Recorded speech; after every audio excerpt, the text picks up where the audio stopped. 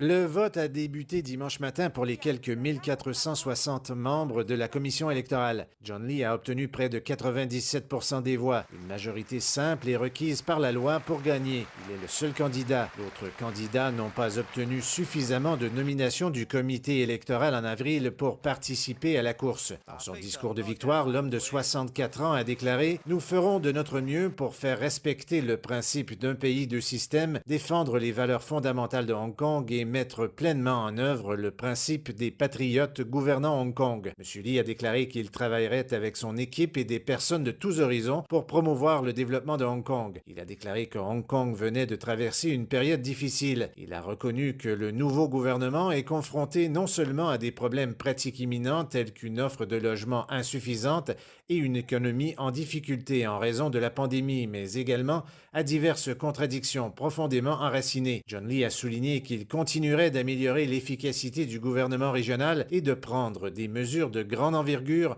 pour assurer le développement à long terme de Hong Kong et du pays. En juillet 2017, il a commencé à occuper le poste de secrétaire à la sécurité de la RAS. Avant cela, il avait travaillé dans la police de Hong Kong et au bureau de sécurité pendant 4 décennies. En juin 2021, il est devenu le secrétaire en chef de l'administration. Et en avril de cette année, l'homme de 64 ans a été nommé pour l'élection du chef de l'exécutif de la région. John Lee est maintenant en attente de nomination par le gouvernement populaire central avant d'être assermenté le 1er juillet pour un mandat de 5 ans.